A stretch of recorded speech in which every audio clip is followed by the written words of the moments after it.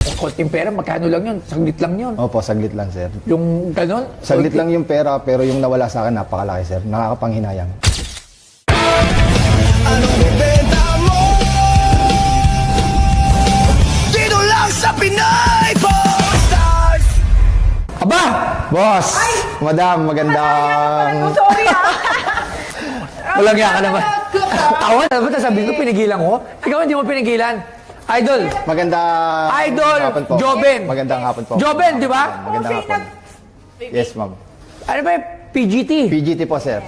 Pangilan ka doon? Second place po. Sino nanalo? Si Cristel De Catalina po. Sumasayaw. Opo, yung nagpa-pole dance. Yun yung kalaban niya. Okay. So, kamusta? Ay, mukhang you're looking good, ha? Kamusta naman tayo dyan? Okay At lang po. merong mga hakot pa rito. Kaway! Ayun, o! Yay! Pangil po, pangil po. Mga fans nyo, mga kamagaya, no? Di ba? So, very supportive, ha? Alright, ha? So, mabuti, kamusta ang buhay-buhay? Sir, ito sa... Ngayon, sir, masasabi kong okay na po. Anong pinagkakabalan ni Joben ngayon? Joben Baldivino, di ba? Olvido po. Ay, Baldivino. Ay, di! Iba yung sinasabi mo! Si Jupit. Jovit Valdez. Jobit sa Pilipinas sikat talent din yun. Opo, season 1. Si Jobit Baldivino. Opo, season Asan na si Jobit Baldivino ngayon? Ano siya? Wala na po. Joben ka pala, mali. Opo. Sorry po. Sorry po. Condolence po. Ito Sorry kasi po. condolence ah. Okay. So parang may sumpang PGT, ah. Oy, naaalala mo, Siya yun. pinapanood mo siya. Tawa ko ng tawa. Tawa siya ng tawa sa'yo. Hindi, totoo to ah. Wala pang Pawn Store nun eh. Hintay na. Anong year yan? Manunod 2018 siya. po, boss. 2018. Kasi ano pa lang ako niyan, mga nagdadamit, brand ng damit, Yes. kung online. Pinapanood ka niya kasi Tawan-tawa nakakatawa ako. ka. Oo. Kasi Salamat po, Hindi salamat. ka naman magaling, pero nakakatawa ka. Hindi ka naman magaling pero nakakatuwa. Nakakatawa talaga siya. Ang judge pa nun si Angel Locsin. Kung di ako Vice nagkakamali. Ganda. Vice Ganda. Robin Saka si Padilla. Robin Padilla. FMG. Sino? FMG. FMG. Baka magkamali ka. Oo, di ba? Yun yung ano nun, di ba? Opo. So ngayon, ano naman ang pinagkakabalan ng isang Joben, ano, dito? Olvido po. Olvido. Anong ginagawa mo? Sige, lapit kita. Anong ginagawa mo naman ngayon? Sa bahay lang po ako ngayon. Walang trabaho? Wala po pong trabaho. Okay, so, Medyo natatakot pa akong lumabas, sir eh. Gawa doon sa pangyayari sa akin eh. oo nga, alam ko yun. No? So, nabanggit na mula sa kanya. Para rin sa mga followers natin yan, si Sir Joben po, dating PGT first runner-up. Second po. Second. Magkano nakuha mong premyo? Bali, ang nakuha ko pong premyo, 100,000 po. Bali, may tax po na 20,000. 80,000 na lang po yung napupunta sa akin. 18. Maliit lang din pala. Tapos ano pang binigay sa'yo doon? After po nun, sinama po ako sa movie ni Vice Ganda. Di ba alam ko? Fantastica. May curiosity lang. Tapos ano nangyari? Bakit na, kasi alam naman lahat dito na yung nangyari na, sige, lapag mo, diba yung dala mo, yung ibebenta mo, sige, mamaya natin pag-usapan yan. So, di ba, Mukhang alam ko. after mo mag PGT, tapos nag-artista Opo. sa mga pelikula. Opo. Tapos, anong year yung may nangyari sa'yo yung nahuli ka? Nahuli ka ba? Nahuli po. 20, bali, 2 beses po ako nakulong eh.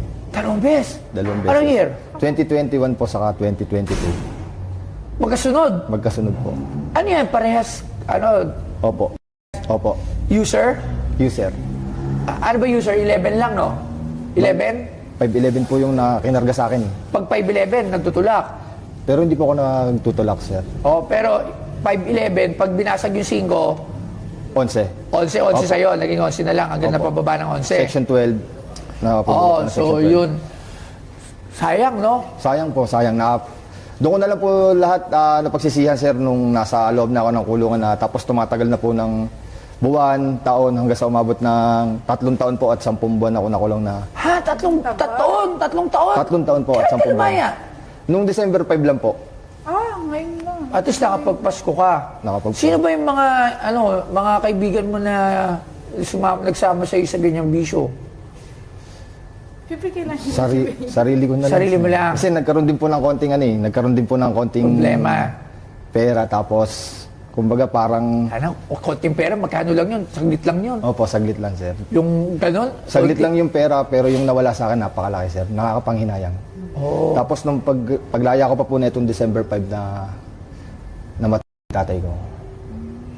Pero nakita mo siya. Nakita ko po siya, sir. Na- Kaso halos wala pa po akong isang buwan, sir. Nung namatay po siya ay January 10. Anong sakit? May sakit na po siya, matagal na, 23 years na po siya, may Parkinson. Baka inantay ka lang talaga. Baka po. Oo. At gusto niya makita niya, mali mo. Di ba? So ngayon, kamusta? You're doing good na. Opo. Going straight na po, going straight na. Para Yan. sa- Sayang, nagpapatawa ka ng mga tao. So, meron kang talent para dyan. Gamitin mo lang yan. It's not too late. Madami pa. Choy, wala kang trabaho. Wala, sir. Baka kailangan niyo palang janitor. Hindi, live seller. Pwede to, live seller. Kung gusto mo, pag-usapan natin. Sir, salamat, sir. Salamat. Live seller ka rito. Araw-araw kang magla-live selling. Magaganon. Pwede naman, di ba? So, sa Thank you, post na, thank you naghahanap po. ako ng mga ganon. So, pag-usapan natin muna. Pero yun nga, sakto-sakto din kasi nga, ako may programa ako ngayon. Yung balik buhay. So, nung siyang araw, nagpadala na ako ng mga lulong sa pinagbabawal na gamot.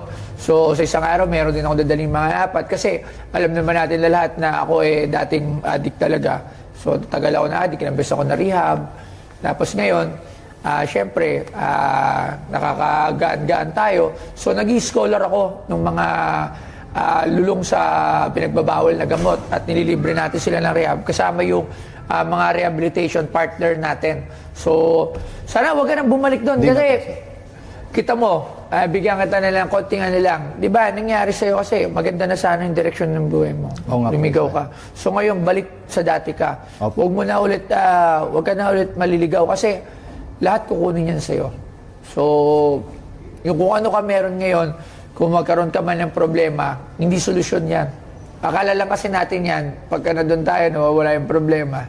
Pero totoo, nakakadagdag pa ng problema. Malaking problema po. Sa una lang, nalilibang Sa una, tayo. Masaya sa una lang, masaya. Oo, masaya. Akala natin maganda. Akala natin, Maganda yung nakakawala kasi ng problema. Iba-iba nang iniisip mo. Pero panandalian lang. Tapos yung panandalian na nawala yung problema mo, yung dati mong problema, nadadagdagan. So ang ending, pag sama-sama na yan, nag-pile up na yan, puro problema na. Wala nang matira sa'yo. Di ba? So yun, ang importante, nandito sa harapan natin si Jobet Baldivino. Fresh siya, fresh. Oo. Di ba? Oo, Pogi, yun. pogi. Yeah, yung maganda. Sige, ano ba yung dala mo sa atin? Sir, ito po yung ginamit ko ng Pilipinas Got Talent 2018. Sir, yung pong mga props na ginamit ko na...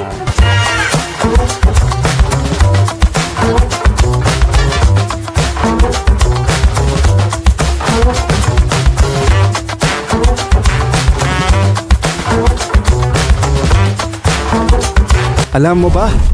Si Joven Olvido ay isang Pilipinong performer na unang nakilala ng buong bansa sa Pilipinas Got Talent dahil sa pag-vape comedy tricks. Sa entablado, hindi lang siya basta nagpapasaya, nagkukwento siya ng buhay.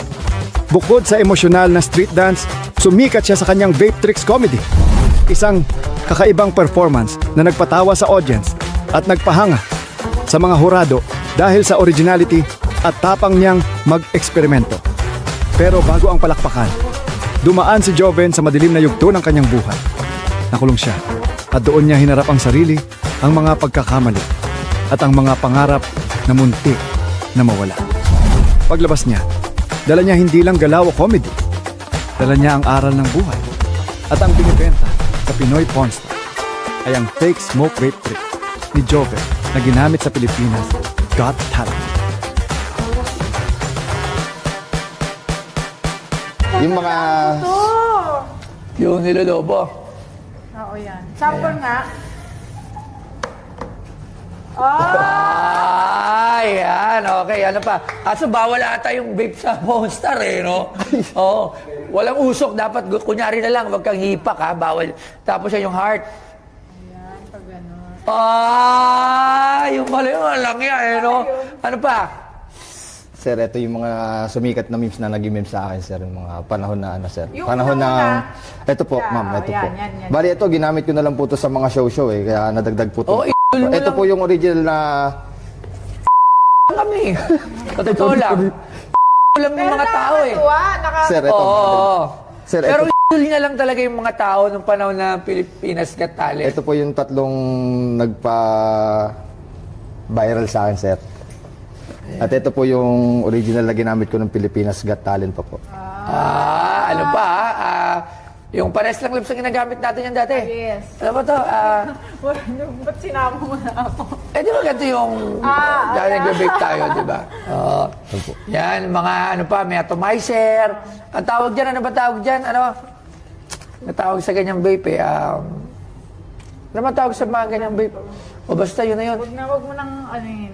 Yan, ano yan? Sir, ito po yung ticket na ano, sir, yung kasama din po yung may natira pang ticket na ano, audition, yung semifinals at saka po yung grand finals. Alright. At saan na rin pala yung winner ng Pilipinas Got Talent na first? Hindi ko na Actually, po hindi ko alam. nga siya kilala eh. Mas kilala ko ba to? Ako, nanood kasi ako nun eh. Hindi ko nga kilala pa na Saka pinanood ko sila yung kasabay yung sila. Kasi mas masarap panoorin yung isa yung Saka talent. hindi, totoo, ikaw lang talaga ang idol niya nun. Totoo, walang halong bilo, di Kasi ba? basta Po, sir, ang salamat. idol ko kasi mga Gusto niya kasi yung mga Salamat. parang ewan na nakakatawa. kahit walang talent, Yeah. kahit Salamat, walang sir. talent, ang talent mo mang ng tao. So, Hindi ko rin po inaakalam. marami ka na totoo lang. Totoo. So, di ba? Galing niya. Kita mo yung may talent, hindi ko nga kilala. Pero yung natandaan ko.